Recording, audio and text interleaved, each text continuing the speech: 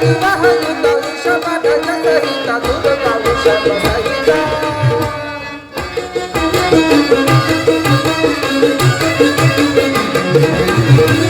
ಅಹಿತ ನಿವಹಯುತ ವೃಷಭಗಜ ಸಹಿತ ವೃಷಭ ದುರ್ಗ ರೋಜಿ ಕುಲ ಮಹಾಪುನಿಖಿಲ ರೋಜಿ ಕುಲ ಮಹಾಪುನಿಖಿಲ ಉಪಭರಿತ ವಿಷಯ ಪರಿಕಲಿತ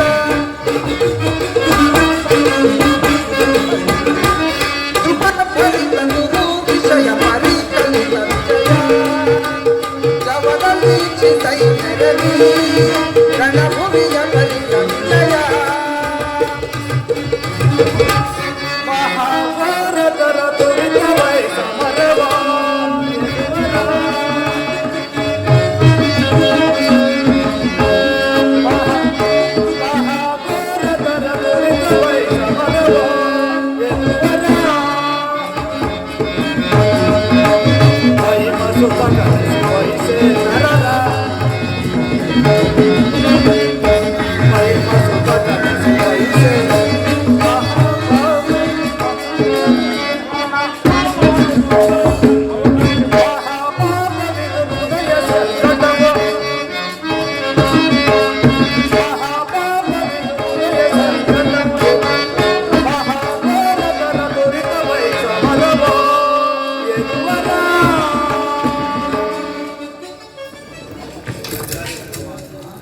ಪರಮಾತ್ಮ ಉಭಯ ಸೈನ್ಯಗಳ ಮಧ್ಯೆ ರಥವನ್ನು ನಿಲ್ಲಿಸಿದೆ.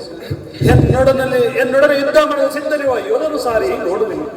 ದುರ್ಯೋಧನ ಹಿತಕಾಂಕ್ಷಿಗಳಿಂದ ಪ್ರಾಣ ಪುನಃಪ್ರಾಣಗಳಾಗಿ ಪರಿಗಣಿಸುವ ಕುರುಕ್ಷೇತ್ರ ಸಮ್ಮಿಳಿತರ ಯೋಧರು ಸಾರಿ ನನಗೆ ತೋರಿಸುದೇವ. ನಿನ್ನ ಇಚ್ಛೆ ಅರ್ಜುನ. ನೋಡು, ಕೌರವನ ಚದುರಂಗ ಬಲ ಸಮೇತವಾದ ಸೈನ್ಯವು ಪ್ರಚಂಡ ಚಂಡಮಾರುತದಂತೆ ಉನ್ಮಿಲಿತ ಸಾಗರದಂತೆ ಕಾಣುತ್ತಿರುವುದು. ಇತ್ತ ನೋಡು ಪಾರ್ಥ, ಕೌರವೇಶ್ವರನು ತನಗೆ ಪ್ರಿಯವಾದ ಕಣ್ಣ ದುಶ್ಯಾಸನರೊಡನೆ ಅಶ್ವಾರೂಢನಾಗಿ ಸೇನಾರಚನೆಯನ್ನು ವೀಕ್ಷಿಸುತ್ತಿರುವನು. ಅವನ ಜೊತೆ ಸೋಮರ ರಾಜನಾದ ಶಕುನಿಯೂ ಇರುವನು. ಜಯದ್ರಥನ ಬಲಗಡೆ ಒಂದೇ ವಿಧವಾದ ಚತುರಾಶ್ವರಥದಲ್ಲಿ ಕುಳಿತಿರುವವರೇ ದುರ್ಯೋಧನನ 98 ಮಂದಿ ಸಹೋದರರು. ಅವರ ಸಮೂಹದಲ್ಲಿ ದುರ್ಯೋಧನನ ಮಕ್ಕಳು ಸಹ ಇರುವರು.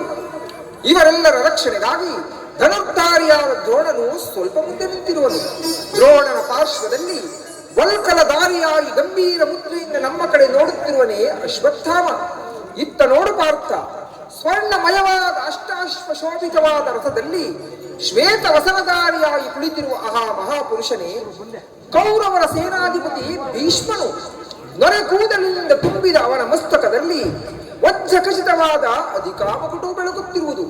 ನೋಡು ಪಾರ್ಥ, ಆತನೇ ನಿನ್ನ ಪಿತಾಮಹನು, ಭರತ ವಂಶದ ಕೀರ್ತಿ ಜ್ಯೋತಿ.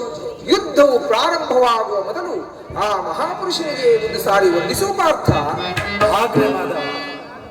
ಹೇ ಭೀಷ್ಮಾನ್ ಕುರುಪಿತಾಮಹ, ಅರ್ಜುನ ಪ್ರಣಾಮಗಳನ್ನು ಸ್ವೀಕರಿಸಿ.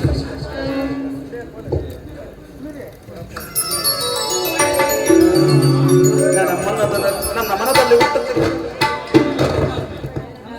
ನನ್ನ ಜೀವನದಲ್ಲಿ ಎಂತಹ ಸಮಯ, ನನ್ನ ಮನದಲ್ಲಿ ಹುಟ್ಟುತ್ತಿರುವ ಭಾವನೆಗಳನ್ನು ನಿನಗೆ ತಿಳಿಸಲು ಬಲ್ಲನಾದರೆ ಏನು ಅರ್ಜುನನ ಪತನವೇ ಅಥವಾ ಉತ್ಥಾನವೇ?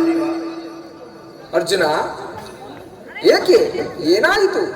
ಏಕೆ ವಿಚಲಿತನಾಗಿರುವೆ? ಏನೆಂದು ಹೇಳಲಿ ಪರಮಾತ್ಮ?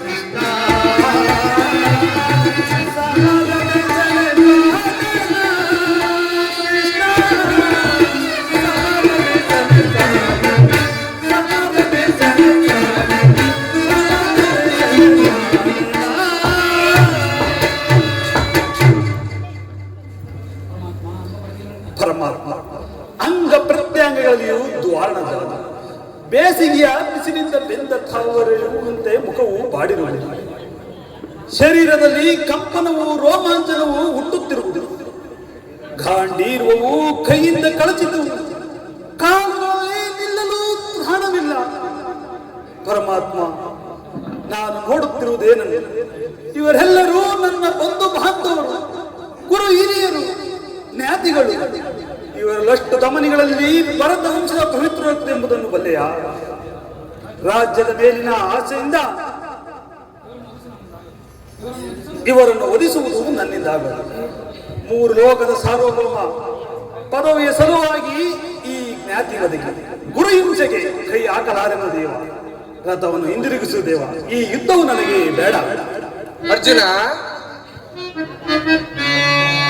ಉತಸ್ವ ಕಶ್ಮಲವಿಧಂ ವಿಷಮೇ ಸಮಕಸ್ಮಿತೋ ಅನಾರ್ಯದುಷ್ಟಮುದ್ಧರ್ಯ ಮಮ ಕೀರ್ತಿಕರಮರ್ಜುನ.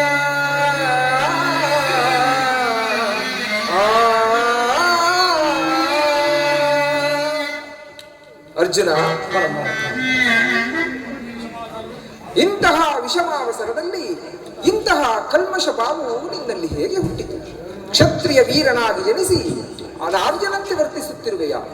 ತೆರೆದ ಸ್ವರ್ಗದ ಬಾಗಿಲನ್ನು ನಿರಾಕರಿಸಿ ನರಕದ ಮಾರ್ಗವನ್ನು ಹಿಡಿಯಬೇಡ. ಆದರ್ಶ ನರವೆಂದು ಹೆಸರಾಗಿ ಹೇಳಿ ಎಂಬ ನಿಂದೆಯನ್ನು ನೀನು ಸಹಿಸಲಾರೆ. ಈ ದೌರ್ಬಲ್ಯವನ್ನು ತ್ಯಜಿಸು, ಯುದ್ಧಕ್ಕೆ ಸಿದ್ಧನಾಗು ಪಾರ್ಥ.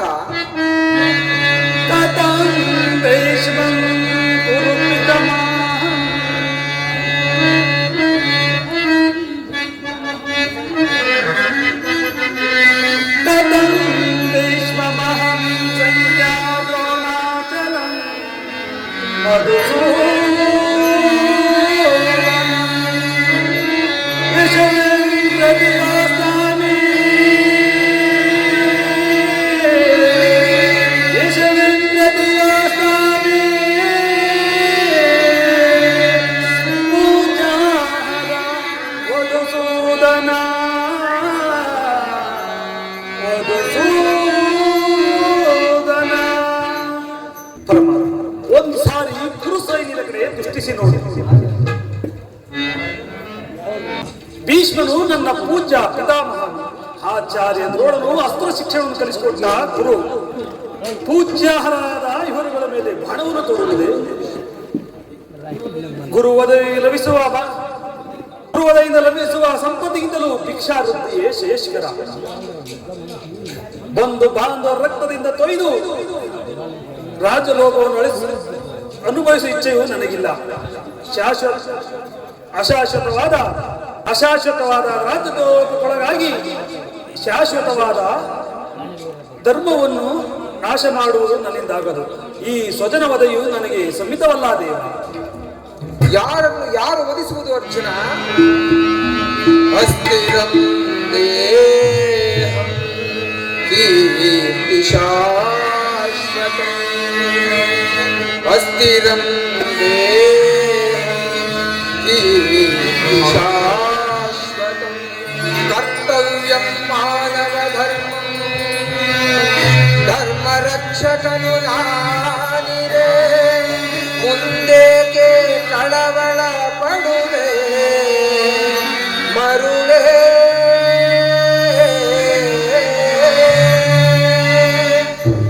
ಅರ್ಜುನ, ಮರಣವು ದೇಹದ ನಾಶ, ಅಳಿವಿಲ್ಲದ ಆತ್ಮವನ್ನು ವಧಿಸುವುದು ಅಸಂಭವ. ಮನುಷ್ಯನು ಹರಿದ ಹೋದ ಬಟ್ಟೆಗಳನ್ನು ಬಿಸಿದು ಹೊಸ ಬಟ್ಟೆಯನ್ನು ಧರಿಸುವಂತೆ ಆತ್ಮನು ಜೀರ್ಣವಾದ ದೇಹವನ್ನು ತ್ಯಾಗ ಮಾಡಿ ಬೇರೊಂದು ದೇಹವನ್ನು ಆಶ್ರಯಿಸುವನು. ಮರಣವು ದೇಹದ ನಾಶ, ಅವಿನಾಶಿಯಾದ ಆತ್ಮದ ಅವಸಾನವಲ್ಲ. ದೇಹಕ್ಕೆ ಬಾಲ್ಯ, ಯೌವನ, ವಾರ್ಧಕ್ಯಾದಿ ಅವಸ್ಥೆಗಳು ಪ್ರಾಪ್ತವಾಗುವಂತೆ ಮನುಷ್ಯನಿಗೆ ದೇಹಾಂತರ ಪ್ರಾಪ್ತಿಯು ಸಹಜವಾದದ್ದು.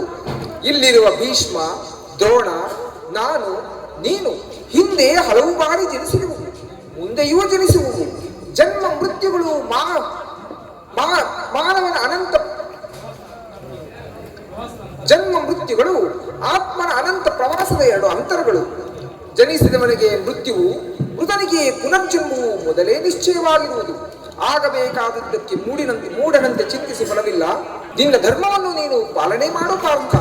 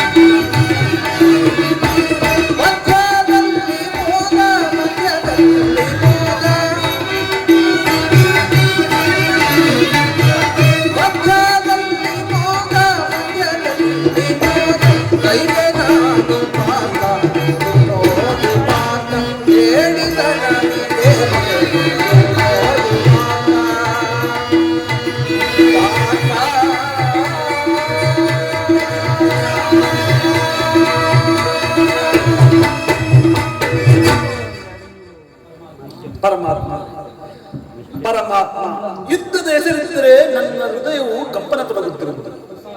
ದುಸ್ಸಾಹ ಸೈತ್ಯಾಯಿಕದಿಂದ ಸರ್ವಾಂಗಗಳು ನಿಶ್ಚಿತವಾಗುತ್ತವೆ. ನಾನು ಏಡಿಯಲ್ಲ, ಆದರೂ ಪಾಪ ಭೀತಿಯಿಂದ ಯುದ್ಧ ವಿಮುಖನಾಗುವೆನು. ನನಗೆ ಉಭಯ ಭ್ರಷ್ಟನಾಗದಂತೆ ಒಂದು ದಾರಿಯನ್ನು ತೋರಿಸಬೇಕು. ಯುದ್ಧದ ಹೊರತಾಗಿ ಈ ಕ್ಷತ್ರಿಯನಿಗೆ ಮಧ್ಯಾವ ಧರ್ಮವಿಲ್ಲದೆ. ಅರ್ಜುನ, ಪರಮಾತ್ಮ ಸ್ವಧರ್ಮ ಪಾಲನೆಯಲ್ಲಿ ಪ್ರಾಣಗಳನ್ನಾದರೂ ತಿಳಿಸಬಹುದು. ಪರಧರ್ಮಾವಲಂಬನೆಯು ಅನರ್ಥಕಾರಿ. ನೆನಪಿರಲಿ ಅರ್ಜುನ, ಇದು ಧರ್ಮಯುದ್ಧ. ಈ ಯುದ್ಧದಿಂದ ನೀನು ನಿವೃತ್ತನಾದರೆ ಸ್ವಧರ್ಮವನ್ನು ಉಲ್ಲಂಘಿಸಿದ ಪಾಪಕ್ಕೆ ಗುರಿಯಾಗುವೆ, ಅಕೀರ್ತಿಗೆ ಭಾಜನೆನ್ನಿಸುವೆ. ನಿನ್ನಂತಹ ಸಂಭಾವಿತನಿಗೆ ಅಕೀರ್ತಿಯು ಮರಣಕ್ಕಿಂತ ಘೋರತರವು. ಶತ್ರುಗಳು ಹೇಡಿ ಎಂದು ಒಳೆಯುವರು, ಆತ್ಮೀಯರು ವಂಚಕನೆಂದು ನಿಂದಿಸುವರು. ಆದುದರಿಂದ ಈ ಮನೋವಿಕಾರವನ್ನು ಬಿಟ್ಟು ಯುದ್ಧಕ್ಕೆ ಸಿದ್ಧನಾಗುವ ಪಾರ್ಥ. ಕರ್ಮವು ಪೌರುಷದ ಲಕ್ಷಣ. ಅಕರ್ಮಣ್ಯನಾದ ಮಾನವನು ಸರ್ವರಿಂದ ವರ್ಜಿತನು, ಸರ್ವರ ನಿಂದೆಗೂ ಪಾತ್ರನು. ಅಜ್ಞಾನದಿಂದ ನೀನು ಕರ್ಮಭ್ರಷ್ಟನಾಗಬೇಡ ಪಾರ್ಥ. ಪರಮಾತ್ಮ, ಈ ಯುದ್ಧದಲ್ಲಿ ನನ್ನ ಕರ್ಮವೇ ಧರ್ಮ ರಕ್ಷಣೆಯೋ ಧರ್ಮನಾಶವೋ ಉಭಯ ಭ್ರಷ್ಟನಾಗದಂತೆ ನನಗೊಂದು ದಾರಿಯನ್ನು ತೋರಿಸುವುದೇವ. ಕರ್ಮವು ಮಾನವ ಜೀವನದ ರಾಜಮಾರ್ಗ. ನೀನೀಗ ಕರ್ಮತತ್ಪರನಾಗು. ಫಲಾಫಲಗಳನ್ನು ನಿರೀಕ್ಷಿಸದೆ ನಿರ್ದಿಷ್ಟ ಕರ್ಮವನ್ನು ಆಚರಿಸು. ಏಕೆಂದರೆ ಮಾನವನು ಕರ್ಮಕ್ಕೆ ಮಾತ್ರ ಅಧಿಕಾರಿ, ಫಲವು ಅವನ ಅಧೀನವಲ್ಲ. ಅನಾಸಕ್ತ ಚಿತ್ತನಾಗಿ ಸಿದ್ಧಿ ಅಸಿದ್ಧಿಗಳಲ್ಲಿ ಸಂಭಾವದಿಂದ ಕಾರ್ಯಾಚರಣೆ ಮಾಡುವುದೇ ಮಾನವನ ಕರ್ತವ್ಯ. ಅಸ್ತ್ರಗಳನ್ನು ಧರಿಸು, ಕರ್ಮಯೋಗಿ ಎನಿಸು. ಇಹದಲ್ಲಿ ಕೀರ್ತಿಯನ್ನು, ಪರದಲ್ಲಿ ಸ್ವರ್ಗವನ್ನೂ ಪಡೆಯುವೆ ಪಾರ್ಥ. ಈ ದಿವ್ಯವಾಣಿಯಿಂದ ನನ್ನ ಹೃದಯದ ಪ್ರಸ್ತುತವು ಎಚ್ಚರಿಸುವ ನೀನು ಯಾರು? ಏ ಕರ್ಮಯೋಗಿ, ಈ ಲೋಕದಲ್ಲಿ ನಿನ್ನ ನಿರ್ದಿಷ್ಟ ಕರ್ಮಗಳೇನು ಪಾರ್ಥ? ಇಹ ಲೋಕದಲ್ಲಿ ನಾವಿಬ್ಬರು ಅನೇಕ ಸಾರಿ ಜನ್ಮಗ್ರಹಣ ಮಾಡಿರುವುದು. ಅವುಗಳ ನೆನಪು ನನಗಿರುವುದು, ನಿನಗಿಲ್ಲವಯ್ಯ. ನಾನು ಜನ್ಮ ಜರಾರಹಿತನು, ಅವ್ಯಯ್ಯಾತ್ಮನು, ಪಂಚಭೂತಗಳಿಗೊಡೆಯನು. ಯಾವಾಗ ಧರ್ಮದ ಪತನವು ಅಧರ್ಮದ ಉತ್ಥಾನವು ಆಗುವುದು, ಆಗ ನಾನು ಭೂಮಿಯಲ್ಲಿ ಜನ್ಮಗ್ರಹಣ ಮಾಡುವೆನು. ದುಷ್ಟರ ಸಜ್ಜನರ ಪಾಲನೆ, ದುಷ್ಟರ ನಾಶ, ಧರ್ಮ ಸಂಸ್ಥಾಪನೆ ನನ್ನ ಅವತಾರದ ಮುಖ್ಯ ಉದ್ದೇಶಗಳು. ಪರಮಾತ್ಮ, ನಿನ್ನ ಅವತಾರದ ಗುರುತುಗಳೇನು? ನಿನ್ನನ್ನು ತಿಳಿಯುವ ಬಗೆ ಹೇಗೆ? ಕರುಣಿಸು ಮಹಾಮಹಿಮ.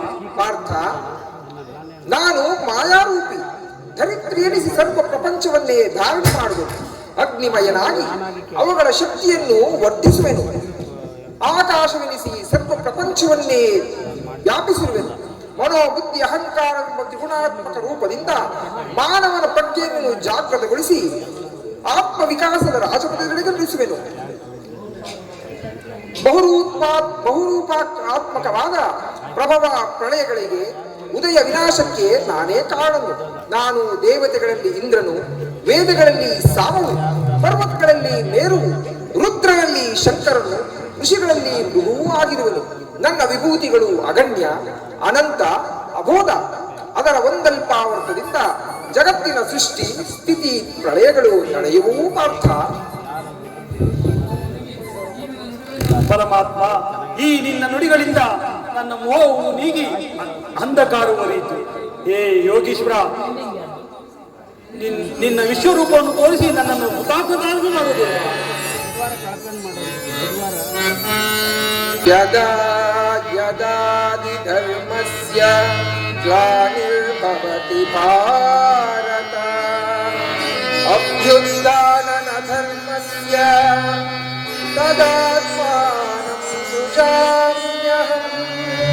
ಪವಿತ್ರಾಣಾಯ ಸಾಧೂನಾಂ ವಿನಾಶಾಯ ಚ ದುಷ್ಕೃತಂ ಧರ್ಮ ಸಂಸ್ಥಾಪನಾರ್ಥಾಯ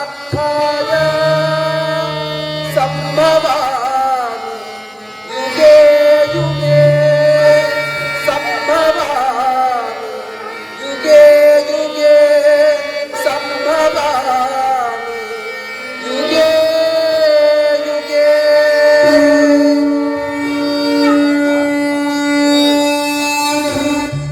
ತಥಾಸ್ತು ಪಾರ್ಥ, ನನ್ನ ಸಂಹಾರ ಮೂರ್ತಿ ಮೂರ್ತಿಯ ದರ್ಶನವನ್ನು ಮಾಡು. ಕರಾಳ ಕಾಲ ಸ್ವರೂಪನಾದ ನಾನು ಕುರುಕ್ಷೇತ್ರದಲ್ಲಿ ಸಮ್ಮಿಲಿತರಾಗಿರುವ ಸಮಸ್ತ ಯೋಧರನ್ನು ನನ್ನ ಉದರದಲ್ಲಿ ಧರಿಸಿಕೊಳ್ಳುವೆನು. ನಿಮಿತ್ತ ಮಾತ್ರಕ್ಕೆ ನೀನು ನನ್ನ ಸಹಾಯಕನಾಗು. ಯುದ್ಧದಲ್ಲಿ ಜಯಶಾಲಿಯಾಗು ಪಾರ್ಥ. ಎಂತಹ ಭಯಾನಕರ ರೂಪವಿದು. ಮಾನವ ಚಕ್ಷುಗಳಿಂದ ನೋಡಲಾರನು ಪ್ರಭು, ನೋಡಲಾರನು. ಇದೇ ತಾನ ಕರೆಕ್ಟಾ? ಇದೇನಾ? ಮನವು ಚಂಚಲಿಪ ಗತ್ತಲೆಯಾಗಿ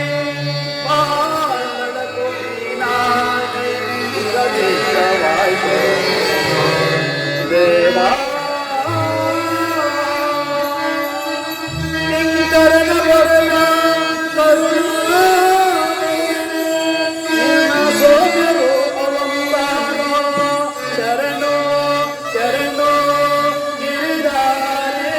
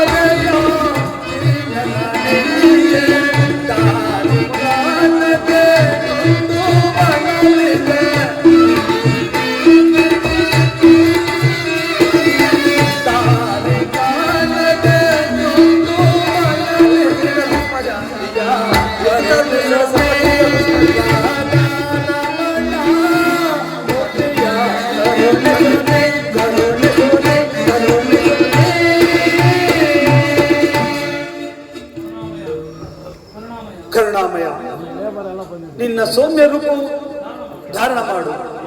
ಭಕ್ತ ಪರಾಧಿನ ಭಕ್ತ ಹೃದಯದಲ್ಲಿ ಆನಂದ ತರಂಗಗಳನ್ನೆಬ್ಬಿಸುವ ಸದಾ ಮಧುರವಾದ ನಿನ್ನ ಮಂದಹಾಸವನ್ನು ತೋರಿಸು. ಗೋಪಿಕಾ ವಲ್ಲಭ ಲಲನ ಚಿತ್ತರಂಜಕವಾದ ನಿನ್ನ ಗಂಭೀರ ಸಾಹಸ ವದನವೆಲ್ಲಿ. ಭಯವನ್ನು ಬಿಡು ಪ್ರಾಣಸಖ. ಗದಾಚಕ್ರ ಶೋಭಿತವಾದ ನನ್ನ ಸೌಮ್ಯ ಮೂರ್ತಿಯ ದರ್ಶನವನ್ನು ಮಾಡು. ಸಾಗರ ಮಧ್ಯದ ಗಂಭೀರ ಜಲರಾಶಿಯಲ್ಲಿ ಪ್ರಶಾಂತವಾಗಿ ನಡೆಯುವ ನಾವೆಯಂತೆ ನಿನ್ನ ಹೃದಯವು ಶಾಂತವಾಗಲಿ. ಈ ಕುರುಕ್ಷೇತ್ರ ಯುದ್ಧದಲ್ಲಿ ನಿನ್ನ ನೌಕೆಯು ಪಥಭ್ರಷ್ಟವಾಗದಂತೆ ದಡವನ್ನು ಮುಟ್ಟಿಸಲು ನಾನು ಕರ್ಣಾಧಾರನಾಗಿ ನಿಂತಿರುವೆನು. ತೆಗೆದುಕೋ ಅಸ್ತ್ರಗಳನ್ನು ಧರಿಸು. ಯುದ್ಧದಲ್ಲಿ ಜಯಶಾಲಿಯಾಗ ಪಾರ್ಥ. ಆಜ್ಞೆ ಮಾಧವ.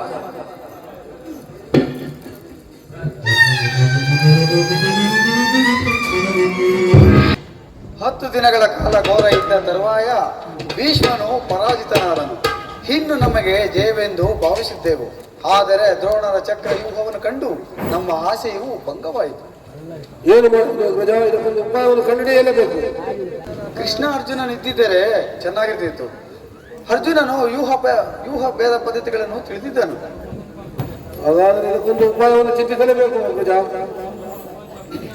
ಅಸಂಭವ ಅಪ್ಪಾಜಿ, ಅಸಂಭವ. ಪರಾಜಯ ಎಂಬ ಮಾತೆ ಬರಕೂಡದು. ದೊಡ್ಡಪ್ಪ, ಈಗ ನಮಗೆ ಒದಗಿರುವ ಅಂತಹ ಆಪತ್ತಾದರೂ ಏನು? ಕುಮಾರ ಅಭಿಮನ್ಯು, ನಿನ್ನ ಉತ್ಸಾಹವನ್ನು ಕಂಡು ನಾನು ಅಭಿನಂದಿಸುವನು. ದ್ರೋಣರ ಚಕ್ರವ್ಯೂಹವನ್ನು ಭೇದಿಸುವ ಶಕ್ತಿ ನಮ್ಮಿಂದ ಆಗತಕ್ಕದ್ದಲ್ಲ. ದೊಡ್ಡಪ್ಪ, ಇದಕ್ಕೋಸ್ಕರ ಇಷ್ಟೊಂದು ದುಃಖಿಸುವುದೇ? ಬಿಡೈ ಚಿಂತೆಯನ್ನು ತಡವ ಮಾಡಲೆನಗೆ ಕೊಡುವುದು ಅಗತ್ಯ.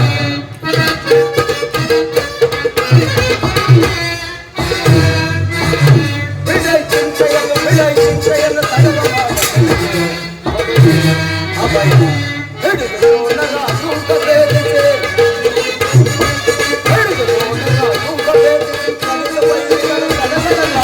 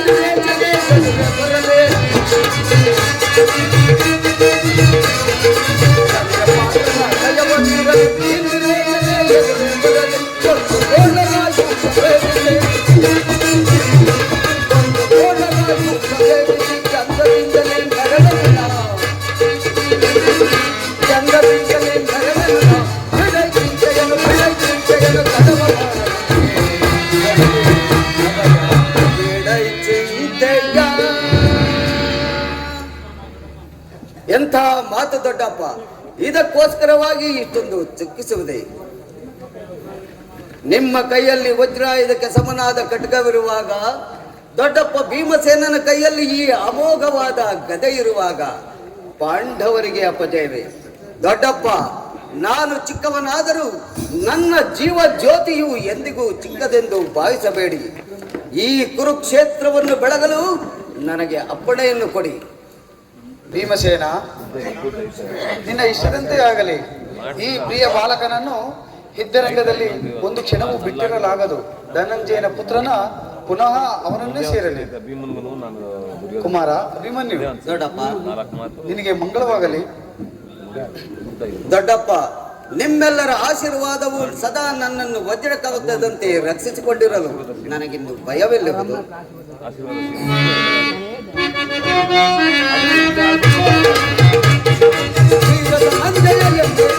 ಭಯವೇನೆಂಬುದ ನಾನರಿಯೇ,